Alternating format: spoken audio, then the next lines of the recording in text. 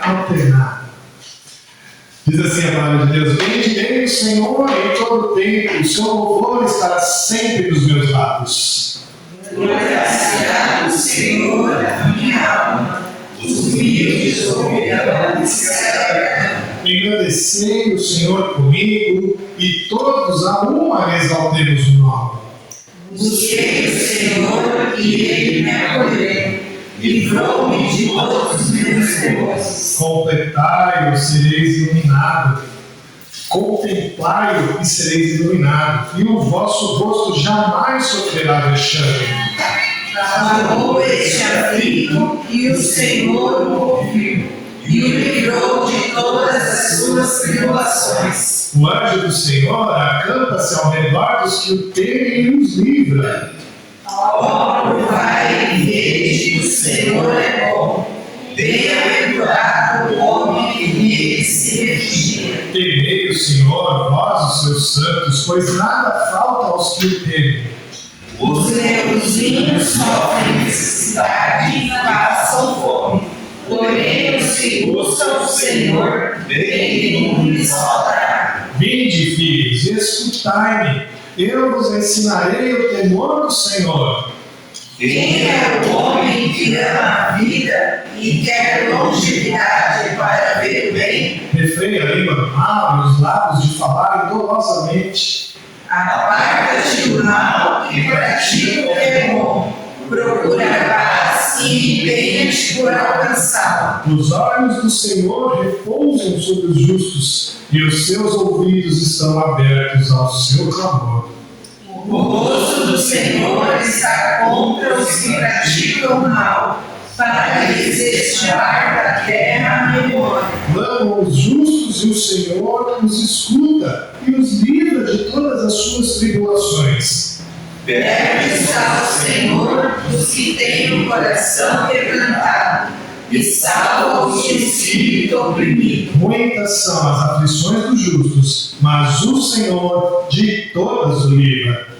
Preserva-lhes todos os ossos, nenhum deles sequer será quebrado. O infortúnio matará o ímpio, e os que odeiam o justo serão condenados. O Senhor resgata a alma dos seus servos, e dos que nele confiam, nenhum será condenado. Amém, amém. Louvado seja o bendito nome do nosso Senhor. E Ele promete, se nós provarmos a Ele e veremos que Ele é bom. Ó, provai e veja que o Senhor é bom. É interessante que o verso 5 diz: contemplai-o e sereis iluminado, e o vosso rosto jamais sofrerá vexame.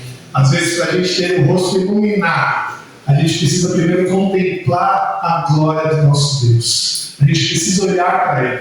A gente precisa se achegar a Ele. E quando a gente se achega a Ele hoje, nesse tempo que nós vivemos, a gente se achega em Deus através da Sua palavra, através das Suas Escrituras. E é ela que nos traz essa iluminação para nós termos o nosso rosto iluminado.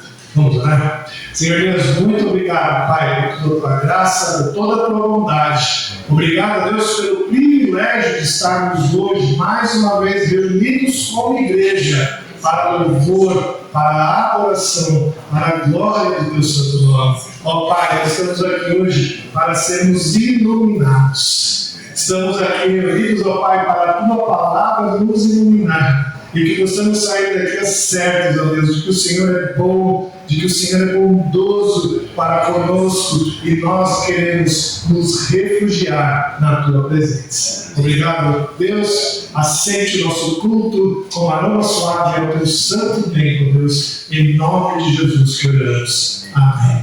Amém.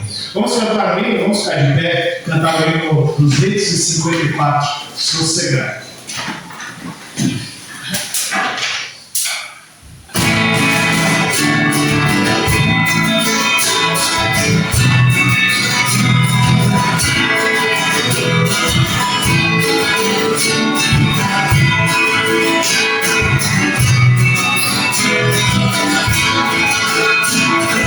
Mas que o mais que é bom.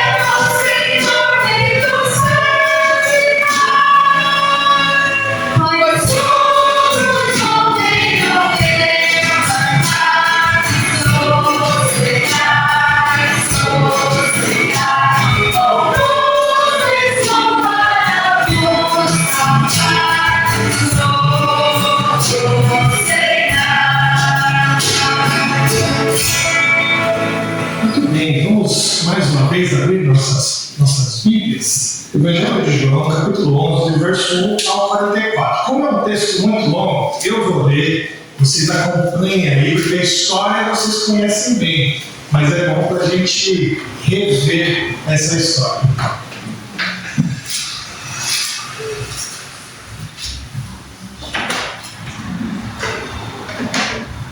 Eu vou ler então todo esse capítulo, mas até o verso 44. Acompanhe aí para vocês. Você conhece a história, mas é bom a gente revê-la com todo o cuidado. Diz assim a palavra do Senhor: estava enfermo Lázaro de Betânia, da aldeia de Maria e de sua irmã Marta. Essa Maria, cujo irmão Lázaro estava enfermo, era a mesma que ungiu com bálsamo o Senhor e enxugou os pés com seus cabelos. Mandaram, pois, as irmãs de Lázaro dizer a Jesus: Senhor, está enfermo aquele a quem amas. Ao receber a notícia, disse Jesus: essa enfermidade não é para a morte, sim para a glória de Deus, a fim de que o Filho de Deus seja por ela glorificado. Ora, amava Jesus a Marta e a sua irmã e a Lázaro. Quando, pois, soube que Lázaro estava doente, ainda se demorou 2 dias no lugar onde estava. Depois disse aos seus discípulos: vamos outra vez para a Judeia. Disseram-lhe os discípulos: Mestre, ainda agora os judeus procuravam apedrejar-te e voltas para lá? Respondeu Jesus: não são 12 horas ao dia? Se alguém andar de dia, não tropeça, porque vê a luz de todo mundo. Mas, se andar de noite, tropeça, porque nele não há luz. Isto dizia, e depois lhes acrescentou: nosso amigo Lázaro adormeceu, mas vou para despertá-lo. Disseram-lhe, pois, os discípulos: Senhor, se dorme, está salvo. Jesus, porém, falara com respeito à morte de Lázaro, mas eles supunham que tivesse falado do repouso do sono. Então Jesus lhe disse claramente: Lázaro morreu, e por vossa causa me alegro de que lá não estivesse, para que possais crer. Mas vamos ter com ele. Então Tomé, chamado Dídimo, disse aos condiscípulos: vamos também nós, para morrermos com ele. Chegando Jesus, encontrou Lázaro já sepultado havia 4 dias. Ora, Betânia estava a cerca de 15 estádios perto de Jerusalém. Muito dentre os judeus, tinham vindo ter com Marta e Maria para as consolar a respeito do seu irmão. Marta, quando soube que vinha Jesus, saiu ao seu encontro. Maria, porém, ficou sentada em casa. Disse, pois, Marta a Jesus: Senhor, se estivesse aqui, não teria morrido meu irmão. Mas também sei que mesmo agora, tudo quanto pedires a Deus, Deus te concederá. Declarou-lhe Jesus: teu irmão há de ressurgir. Eu sei, replicou Marta, que ele há de ressurgir na ressurreição no último dia. Disse Jesus: eu sou a ressurreição e a vida. Quem crê em mim, ainda que morra, viverá. E todo o que vive e crê em mim não morrerá eternamente. Crês nisso? Sim, Senhor, respondeu ela. Eu tenho crido que tu és o Cristo, o Filho de Deus, que deveria vir ao mundo. Tendo dito isso, retirou-se e chamou Maria, sua irmã, e lhe disse em particular: o mestre chegou e te chama. Ela, ouvindo isso, levantou-se depressa e foi ter com ele. Pois Jesus ainda não tinha entrado na aldeia, mas permanecia onde Marta se avistara com ele. Os judeus que estavam com Maria em casa e a consolavam, vendo-a levantar-se depressa e sair, seguiram-na, supondo que ela ia ao túmulo para chorar. Quando Maria chegou ao lugar onde estava Jesus, ao vê-lo, lançou-lhes aos pés, dizendo: Senhor, se estiveras aqui, meu irmão não teria morrido. Jesus veio a chorar, e bem assim os judeus que a acompanhavam. Agitou-se no espírito e comoveu-se, e perguntou: onde o sepultaram? Eles lhe responderam: Senhor, vem ver. Jesus chorou. Então disseram aos judeus: vede quanto amava. Mas alguns objetaram: não podia ele, que abriu os olhos ao cego, fazer que este não morresse? Jesus, agitando-se novamente em si mesmo, encaminhou-se para o túmulo. Era este uma gruta de cuja entrada tinha posto uma pedra. Então ordenou Jesus: tirai a pedra.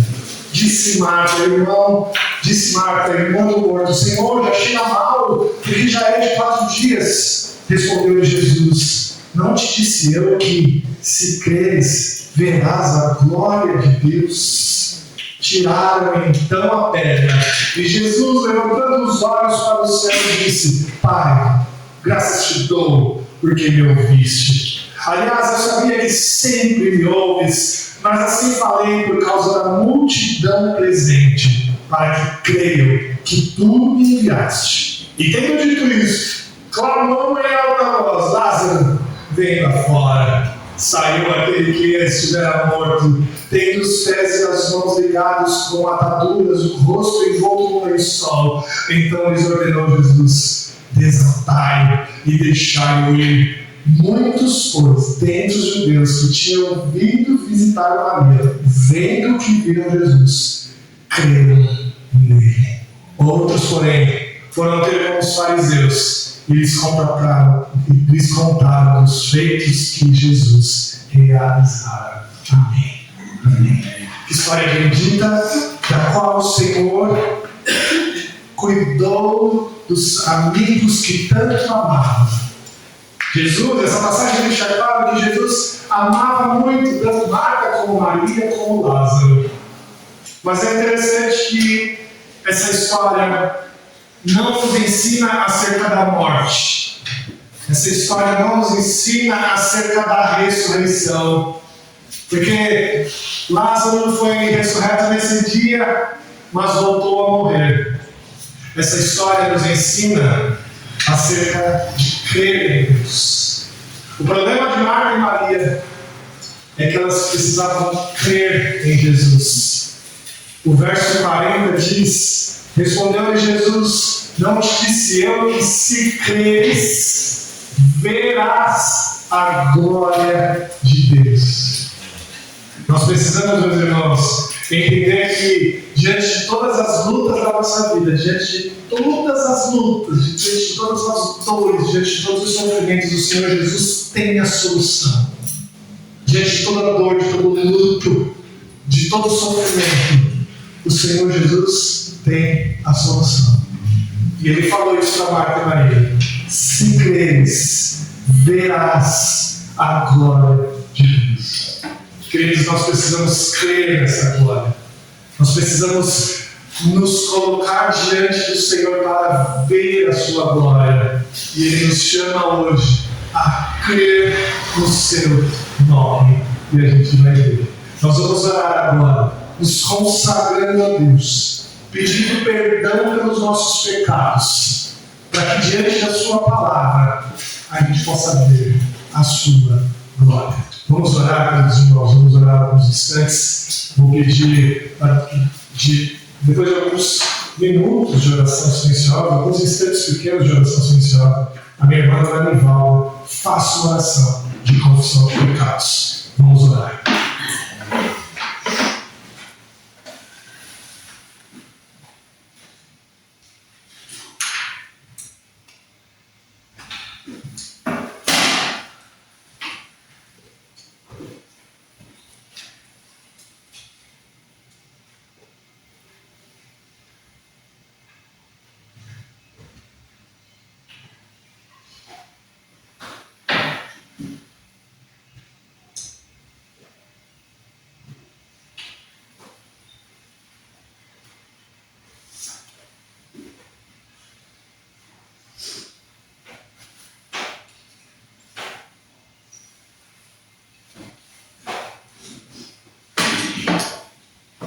Pai eterno, Deus querido, quero te louvar, Senhor, quero te agradecer ao Pai por esse momento que estamos reunidos como igreja, Senhor.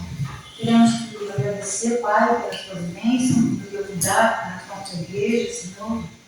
E agora, Senhor, neste momento, Pai, queremos colocarmos diante de Ti o nosso pecado, Pai. O Senhor conhece os nossos pecados, o Senhor conhece os nossos pensamentos. E sabemos, Pai, que muitas vezes temos esquecido do Santo Espírito, Pai. Nós pedimos aos queridos que o Senhor possa perdoar os nossos pecados, Senhor. E que o Senhor perdoe o pecado da Tua igreja, Senhor. Pai, fica conosco, Deus, no decorrer deste culto, Senhor. Venha falar conosco, Senhor, através da Sua palavra, Senhor. Que o Santo Espírito, Pai, esteja iluminando, Pai, nos abençoando, Deus. Pai, que a Tua palavra, Senhor, venha de encontro da nossa necessidade, Pai. Senhor, fica conosco, Senhor. E abençoe essa igreja, Pai. Em nome de Jesus, que ora e agradeço. Amém, amém. Louvado seja o nome do nosso Senhor pelo seu perdão, pela sua graça, pela sua misericórdia. O texto de Atos, capítulo 7, que está aqui no telão, Atos, capítulo 7, versos 55 e 56, diz assim: Mas Estevão, cheio do Espírito Santo, fitou os olhos no céu e viu a glória de Deus e Jesus que estava à sua direita. Eis que vejo os céus abertos e o Filho do Homem em pé à destra de Deus. Amém, amém. Vocês lembram onde Estevão estava nesse momento? Lembram? Estevão estava sendo apedrejado, em lutas, e viu a glória de Deus. Nesse momento ele viu a glória de Deus. Meus irmãos, nós vamos ver a glória de Deus, mesmo em qualquer luta, em qualquer dor. Se nós cremos nessa glória, nós vamos ver e nós vamos estar com Ele. Que Deus assim dê a sua graça. Vamos cantar ao Senhor, vamos cantar a Ele alguns cânticos espirituais. Fique de pé para que a gente possa cantar ao Senhor com mais força, com mais vigor no nosso coração. E aqueles irmãos que vieram preparados para seus dízimos e suas ofertas podem trazê-los agora no caso fácil. Thank you.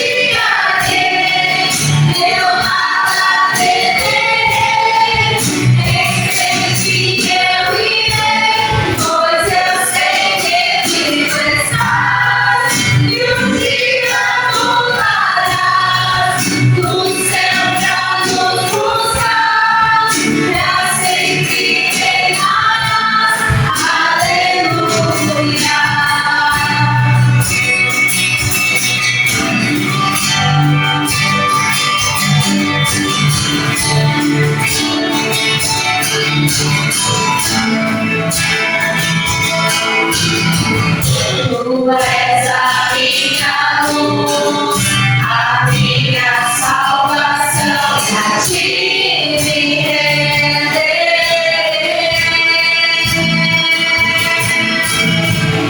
Se ao teu lado estou, seguro em tuas mãos, eu nada temerei.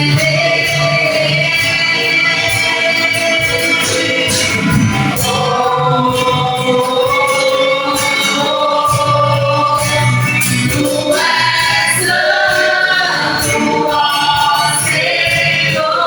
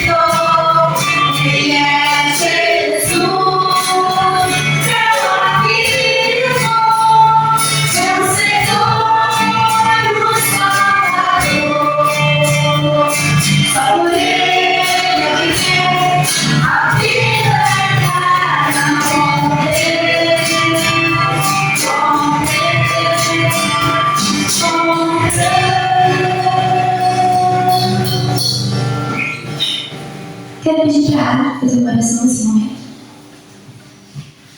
Grande eterno Pai, obrigado por mais essa noite que estamos aqui reunidos na tua casa, Pai.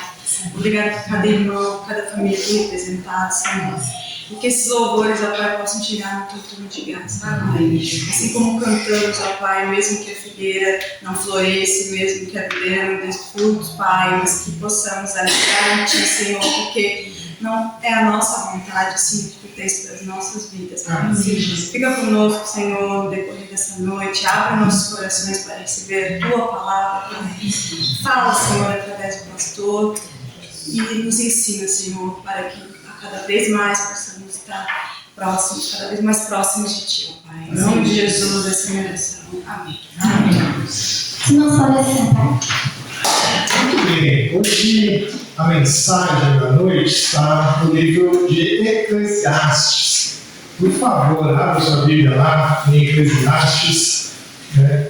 Você vai até os Salmos, depois Provérbios, depois Eclesiastes.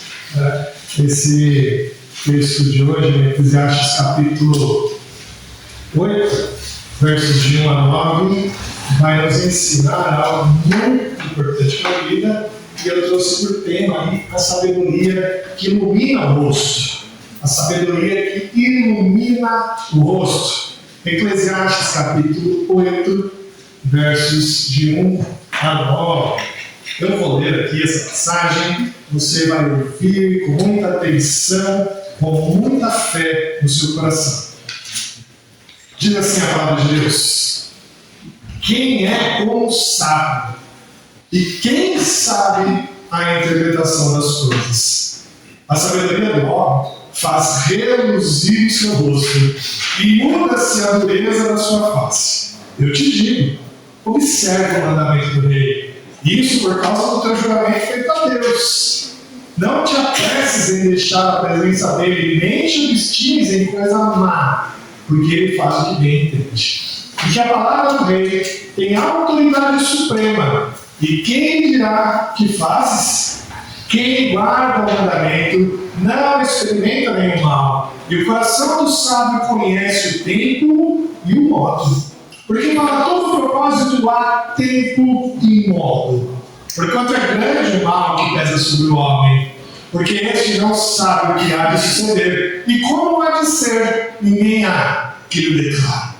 Não há nenhum homem que tenha domínio sobre o vento para o reter, nem tampouco tem ele poder sobre o dia da morte, nem há tréguas nessa peleja, nem tampouco a perversidade livrará aquele que a ela se entregue. Tudo isso vi quando me apliquei a toda a obra que se faz debaixo do sol. Há tempo em que o homem tem domínio sobre o outro homem, para argumentar. Amém. Vamos orar? Senhor Deus, muito obrigado, porque a Tua palavra, Deus, sempre viva e eficaz, nos faz iluminar o rosto.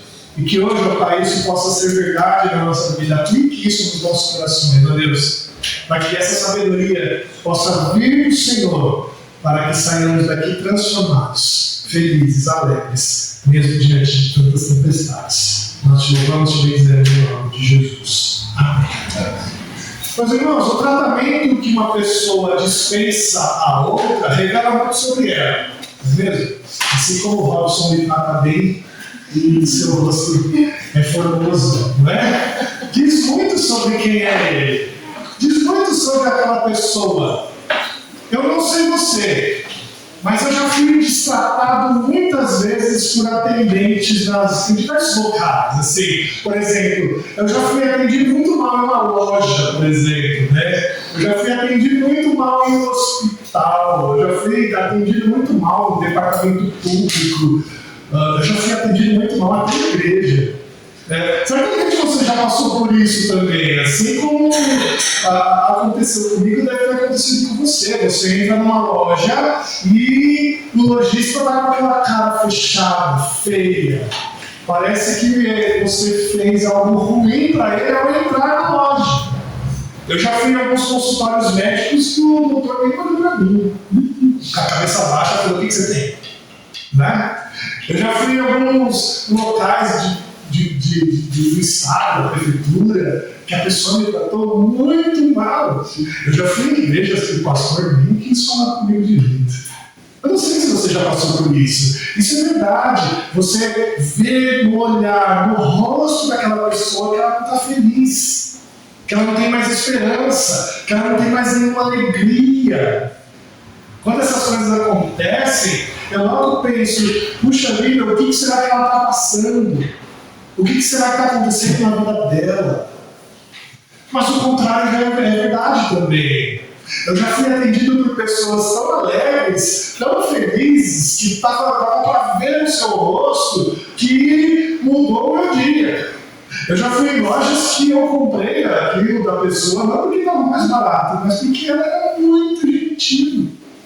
Eu já fui em consultórios médicos que o doutor nem recebeu nada. Só pelo fato de ele atender bem ali, eu já saí dali revigorado.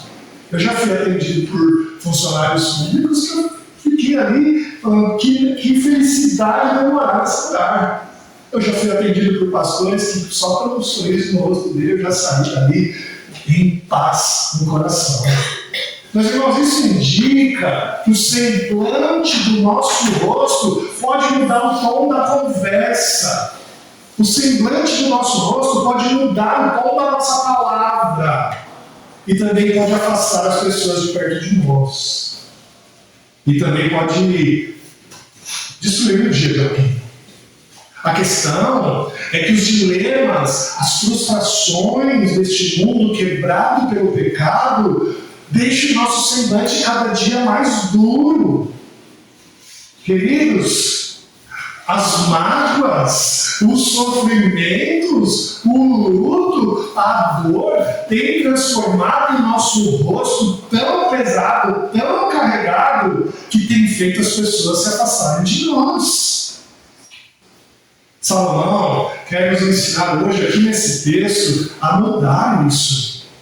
Salomão quer fazer com que a gente saia daqui hoje com o rosto iluminado, para melhorar não só a nossa vida, mas a vida de quem está ao nosso redor. E esse cosmético natural que ilumina o rosto se chama sabedoria. Sabedoria. Mas, irmãos, a sabedoria ajuda a gente nas coisas práticas da vida. Olha só, de novo, no verso 1, que diz assim: quem é como sábio? E quem sabe a interpretação das coisas? A sabedoria do homem faz reluzir o seu rosto e muda-se a dureza da sua face. Olha o verso 5 agora. Quem guarda o mandamento não experimenta nenhum mal, e o coração do sábio conhece o tempo e o modo. Meus irmãos, a sabedoria de Salomão aqui quer fazer o nosso coração mudar para que o nosso rosto mude, para que o nosso semblante mude. Foi Salomão que escreveu Provérbios capítulo 9, verso 10, que diz assim: o temor do Senhor é o princípio da sabedoria, o conhecimento do santo é prudência. Foi ele que escreveu isso. Para não ficar em dúvida o que significa temer a Deus, eu vou te dizer, tá? Para você não imaginar. Temer a Deus é algo que nós devemos entender, é adorar a Deus, reverenciar a Deus e glorificar a Deus para todo sempre. Isso é temer a Deus. Temer a Deus não significa ter medo de Deus. Temer a Deus significa que nós temos que adorá-lo, glorificá-lo, exaltá-lo em toda a sua majestade. Quando a gente tiver esse santo temor a Deus, a gente vai querer ter uma vida tão próxima de Deus, tão íntima de Deus, que Ele vai nos capacitar, mediante a Cristo, a sermos mais sábios. A sermos mais sábios em tudo o que Ele mesmo nos ensinou nas Sagradas Escrituras. Queridos, o Senhor está prometendo para nós que ao lermos as Escrituras, que ao contemplarmos as Escrituras, nós vamos ter a sabedoria. E tendo essa sabedoria, a gente vai ter o nosso rosto iluminado. A sabedoria dita aqui por Salomão não é fácil de ter. É por isso que ele diz aqui no comecinho do verso 1, quem é como sábio? E quem sabe a interpretação das coisas? Ele está se perguntando. É uma daquelas perguntas retóricas de qual não se tem a resposta. Ele está perguntando quem é? Quem? O que Salomão está dizendo aqui é que não é fácil possuir essa sabedoria. Não é fácil ter a sabedoria que o Senhor nos promete. Mas não é algo impossível. Não é algo impossível. Ela é difícil de ter, mas não impossível. Por que é tão difícil de encontrar? Sabe, quando a gente passa na rua, nas lojas, nos hospitais, nas igrejas, por que é tão difícil encontrar pessoas tão felizes? Por que é difícil encontrar as pessoas com o rosto brilhando? Porque é difícil encontrar essa sabedoria. Os dilemas da vida, as frustrações, as dores deste mundo estão deixando as pessoas carrancudas. Você sabe o que significa carrancuda, né? Vou explicar aqui para o Bernardo também, porque eles são novinhos, tá? Carrancuda é que é o rosto pesado, triste, carregado. Não é? Por que as pessoas aí fora estão tão carrancudas, com o rosto tão triste? Porque é difícil encontrar essa sabedoria. É complicado. Infelizmente, meus irmãos, nem mesmo os crentes conseguem ter o rosto iluminado. Não é verdade? Como é difícil hoje em dia você ir e ver um crente feliz. Um crente mesmo com dores, com lutas, com o rosto feliz. Porque o que é mais fácil é ver os crentes murmurando. Murmurando. E isso deixa o rosto pesado. Isso deixa o rosto triste. É certo que a sabedoria é muito difícil de conseguir, mas eu digo que os cristãos, os crentes, não estão conseguindo porque eles estão indo atrás de outras coisas. Meus irmãos, nós estamos diante da sabedoria o tempo todo. Temos muitos momentos devocionais, muitos momentos de leitura bíblica, muitos momentos de estudo bíblico na igreja, mas mesmo assim, a sabedoria de como aplicar isso no meu coração tem sido difícil de encontrar. A gente aprende que tem que amar o irmão, e mesmo assim a gente trata ele com diferença. A gente aprende que a gente tem que perdoar o irmão, mas mesmo assim a gente guarda rancor.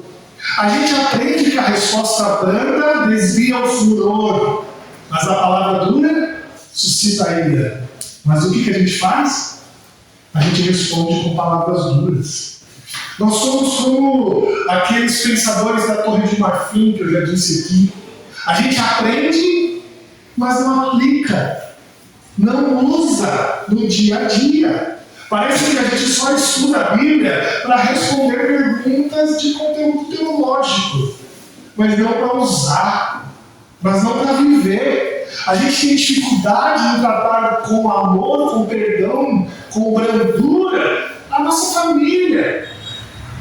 A gente tem dificuldade de lidar com a fidelidade a Deus no nosso trabalho. A gente tem dificuldade de lidar com a fidelidade a Deus com os nossos negócios. Deixamos de confiar no Senhor. A sabedoria que a gente aprende nas Escrituras, meus irmãos, tem que ser usada, tem que ser aplicada, tem que ser rotineiramente lembrada, para que eu a utilize lá fora. A gente tem que pôr em prática, meus irmãos. A gente tem que lembrar aqui do jovem Daniel. Daniel capítulo 1, verso 20 diz assim: em toda a matéria de sabedoria e de inteligência, sobre que o rei fez perguntas, nos achou 10 vezes mais douto do que todos os magos e encantadores que haviam em todo o seu reino.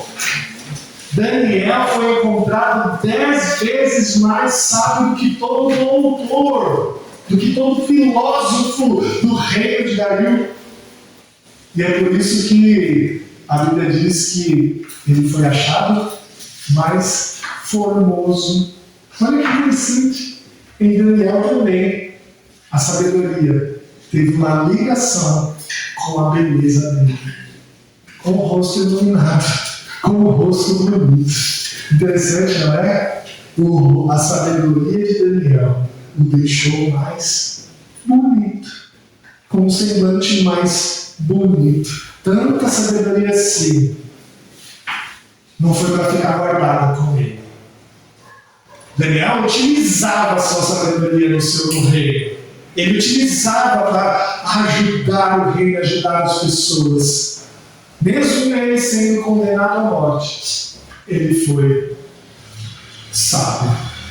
Meus irmãos, a sabedoria que você tem faz diferença na maneira que as pessoas olham para você. A sabedoria das Escrituras pode mudar a forma com que as pessoas olhem para você. As pessoas que vivem sem Deus no mundo lá de fora mostram um olhar orgulhoso, enraivecido e desesperado. Mas o cristão tem que estar lá fora, mostrando no seu rosto a sabedoria que ele tem das Escrituras. A sabedoria que ele tem de passar pela dor, de passar pelo luto, de passar pelas dificuldades com Cristo, andando com Ele. E isso faz o seu rosto brilhar. O que Salomão está dizendo aqui não é para a gente colocar um sorriso no rosto e sair por aí rico por qualquer coisa. Não é isso. A sabedoria que Salomão está dizendo aqui é como o Salmo 34:5 que a gente leu na liturgia: contemplai-o e sereis iluminado, e o vosso rosto jamais sofrerá vexame. A gente tem que estar lá fora, falando com os outros, agindo, trabalhando, vivendo com o rosto iluminado de sabedoria. Uma sabedoria que vem do Senhor. Meus irmãos, é impossível um cristão que contemplou as misericórdias de Deus e viver triste, viver com o rosto entristecido. É impossível um cristão que foi alvo da graça do Senhor, que foi transformado, que foi livre das trevas, que chegou à maravilhosa luz, e ainda assim ter o seu rosto triste.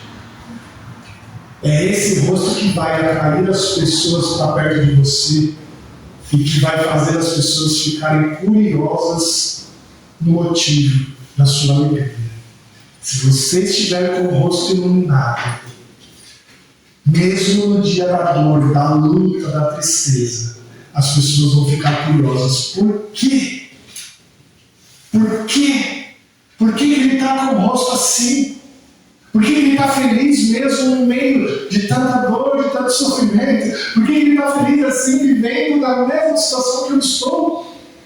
Eu gostaria de trazer um exemplo aqui para você. Talvez esse exemplo seja capaz de fazer você entender essa questão da sabedoria do dar o rosto. Um jornalista chamado Matthew Paris, ele escreveu um artigo em 2008 para o jornal The Times lá dos Estados Unidos. E essa matéria ficou muito famosa. Por quê? O título desse artigo era assim: a África precisa de Deus. Para nós, é um título muito comum, não é? Mas para o jornal The Times dos Estados Unidos foi um espanto. E o mais interessante é que o autor dessa matéria, Matthew Paris, não era crente. E ele escreveu um artigo dizendo que a África precisa de Deus. Um jornal não evangélico, um autor que não é evangélico, dizendo que a África precisa de Deus.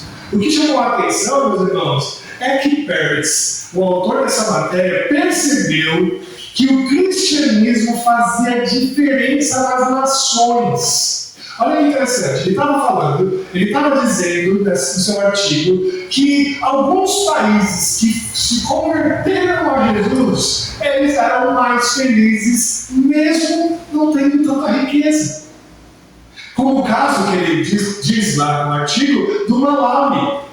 E em outros países, na qual o cristianismo chegou, e as pessoas daquele país eram mais felizes. Ele admitiu que os cristãos olhavam de maneira diferente para as questões do mundo, as questões de dor, de fome, de luto, de tristeza. Ele disse assim, abre aspas, sua fé parecia ter libertado o relaxado. Havia uma vivacidade, uma curiosidade, um compromisso com o mundo. Sempre que estamos em um território trabalhado pelos missionários, devemos reconhecer que algo mudou nos rostos das pessoas que passamos e falamos. Algo havia em seus olhos fechados. Uma pessoa que não é crente, um jornalista que não crê em Deus, ele conseguiu ver no rosto daqueles crentes que eles eram diferentes, que eles viam o mundo de maneira diferente. A sabedoria bíblica, ela não vai acabar com os nossos problemas do mundo. Ela vai nos ajudar a passar por eles sem nos transformar em pessoas carrancudas, sem nos transformar em pessoas tristes. E com isso nós vamos poder testemunhar para todo mundo o grande Deus que nós servimos. É assim que a gente vai viver. Salomão quer mudar a forma com que você olha para o mundo. Salomão, aqui nesse texto, está falando: se você tiver a sabedoria que vem do alto, você vai olhar para esse mundo quebrado e triste de maneira diferente. E isso vai ficar claro no seu rosto. Salomão quer nos ensinar a agir com a sabedoria diante das coisas corriqueiras lá fora. E é por isso que ele vai dizer no verso 2 assim: eu te digo, observe o mandamento do rei, e isso por causa do teu juramento feito a Deus. Não te apresse em deixar a presença dele, nem te obstines em coisa má, porque ele faz o que bem entende. Porque a palavra do rei tem autoridade suprema, e quem lhe dirá que faz? A questão que Salomão quer nos ensinar é viver com sabedoria no mundo que a gente está aqui, meus irmãos. Aonde a gente vive. Sabe por quê? Porque às vezes a gente acha que os nossos governadores sempre tomam as decisões erradas. A gente acha que a polícia nunca está para nos defender. A gente acha que os nossos pais nunca sabem como nos criar. A gente acha que os nossos professores sempre sabem de menos do que a gente. E essa é a tendência do homem desde o Jardim do Éden. Desde o Jardim do Éden, quando o homem se declarou contrário a Deus.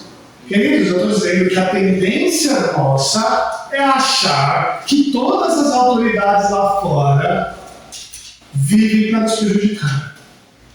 E o texto está dizendo: olha, se você cumprir o mandamento de Deus, você vai viver bem lá fora. As autoridades, queridos, são designadas por Deus. É isso que a gente tem que observar. Lembre-se que Paulo disse lá em Romanos 13:1: todo homem esteja sujeito a autoridades superiores, porque não há autoridade que não proceda de Deus. Não há autoridade que não proceda de Deus. Nosso Deus nos chama a ser cidadãos deste mundo, respeitosos, aqueles que obedecem à lei. Nós somos aqui peregrinos, forasteiros, mas devemos viver debaixo da lei deste mundo, para que assim a gente possa viver bem. Queridos, as Escrituras estão nos chamando a viver lá fora, respeitando a lei, para que a gente possa falar de Jesus, para que a gente tenha liberdade para isso. E o que cabe a nós é honrar nossas autoridades, porque elas foram constituídas por Deus.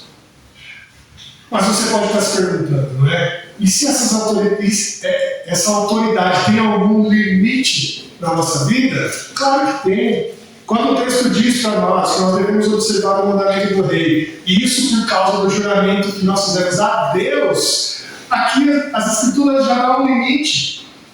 Nós obedecemos às nossas autoridades até o ponto que elas obedecerem à palavra de Deus.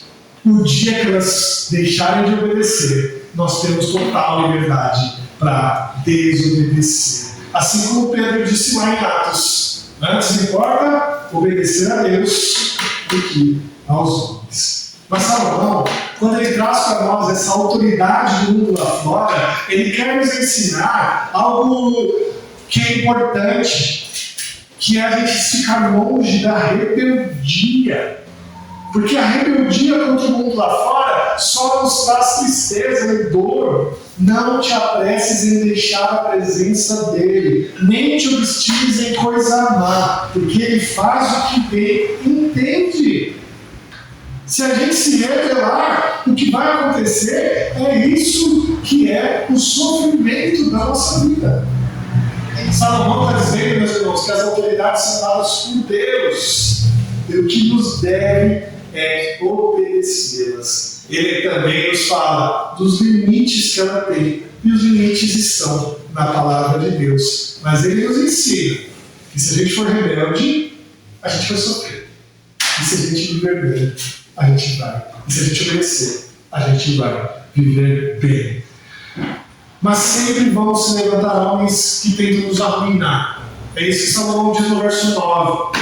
Tudo isto vi quando me apliquei a toda a obra que se faz debaixo do sol, a tempo em que o homem tem domínio sobre o outro homem, para arruiná-lo. Queridos, mais uma vez, Salomão quer nos ensinar a sabedoria. Mas aqueles que querem nos arruinar não têm controle sobre a nossa vida. Não tem controle algum. A gente tem que saber que na vida que nós vivemos, quem tem controle dela é o Senhor. Eu queria trazer outra ilustração. A história do alemão Helmut.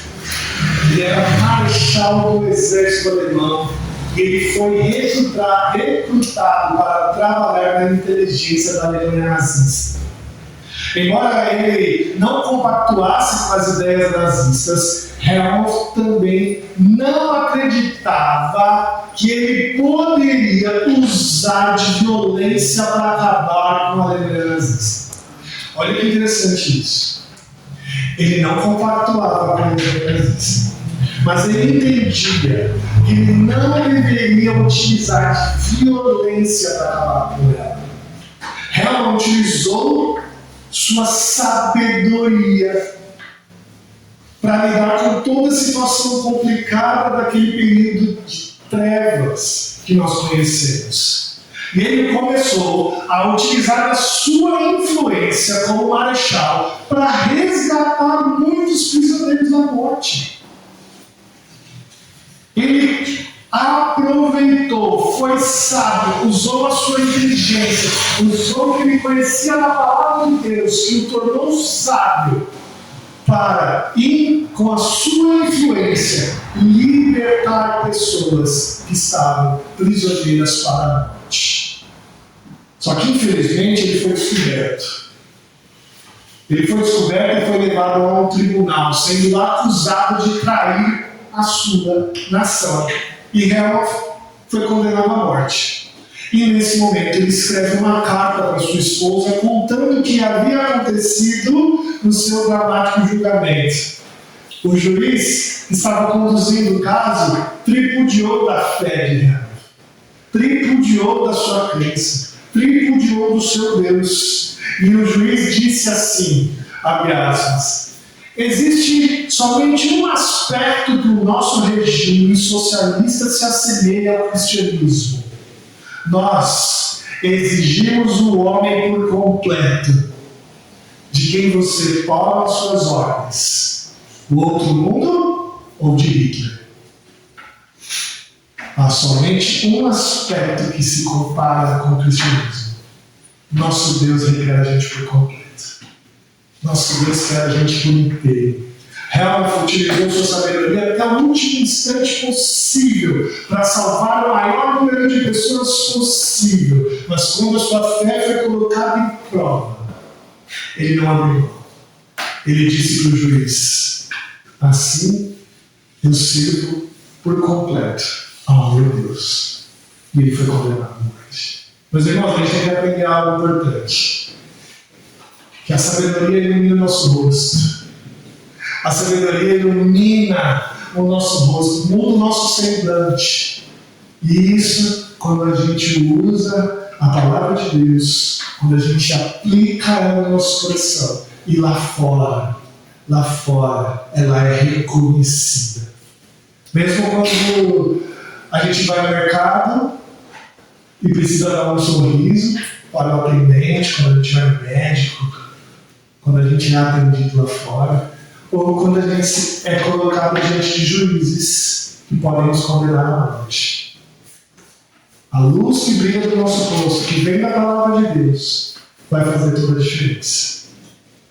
Mas mesmo que a gente seja condenado à morte, como aconteceu no caso de Helmut, a gente vai ver a glória do Senhor, assim como Estevão estava sendo apedrejado e viu o Senhor Jesus. Meu irmão, não deixe que a dureza da vida tire o seu sorriso. Não deixe com que as dores que você enfrenta ou tenha enfrentado tire o brilho do seu rosto. Meu irmão, volte a sorrir. O que Cristo comprou para nós é muito maior. O que Cristo fez por nós é muito maravilhoso para a gente deixar de sorrir por coisas passageiras. E faça com que essa luz do seu rosto ilumine as pessoas lá fora. Faça com que esse brilho do teu sorriso, faça com que as pessoas perguntem para você por que você sorri diante de tanta tristeza, diante de tanta dor. E assim você abre a ela. É porque o meu Senhor já me deu algo maravilhoso, do qual eu não posso deixar de sorrir. Que Deus assim nos abençoe. Vamos cantar mais bem, irmãos? Vamos ficar de pé. Cantar aí no 114.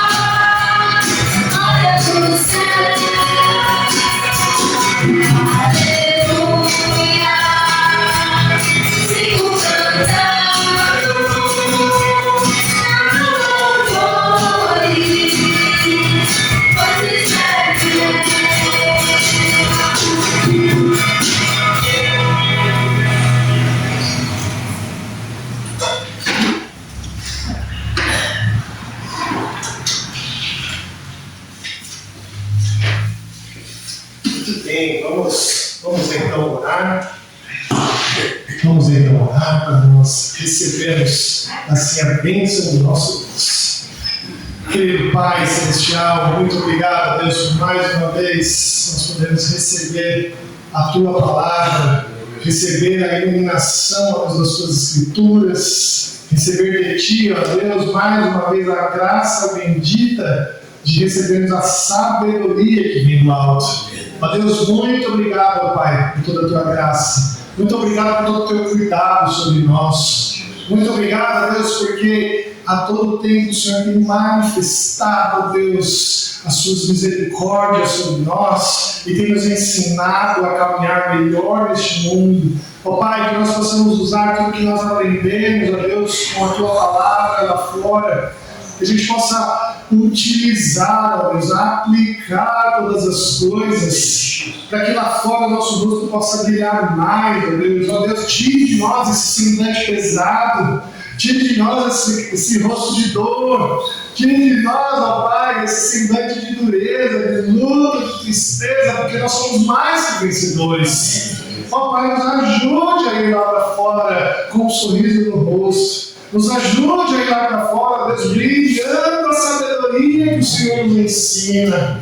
Ajude-nos, ó Pai, a tratar as pessoas melhor, com amor. Ajude-nos a usar a palavra branda, ó Deus, lá fora, para que assim a gente possa fazer as pessoas entenderem que mesmo em meio à dor, mesmo em meio ao sofrimento, nós podemos, ó Deus, estar alegres, felizes, porque nós temos o Senhor como nosso único e verdadeiro Salvador.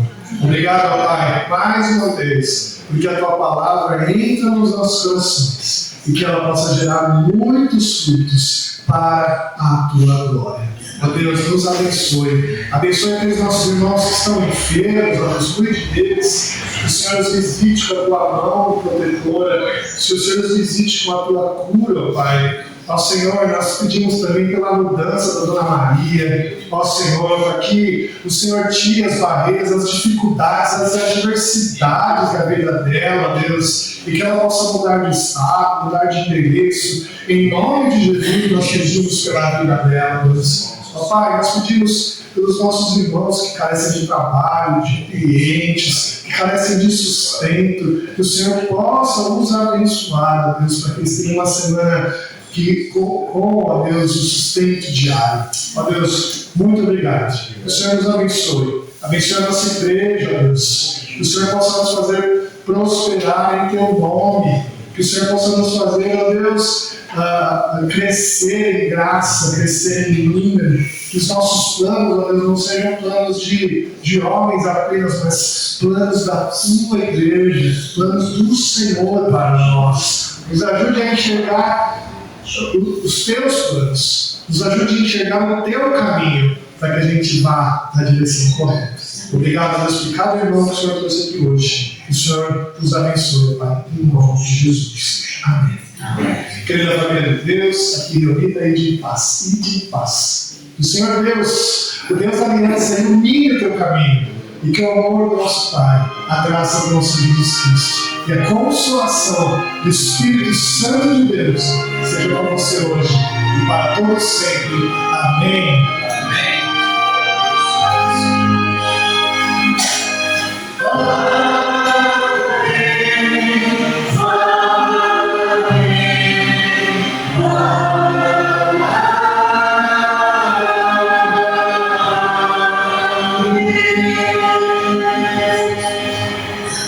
Amém. Pode se sentar.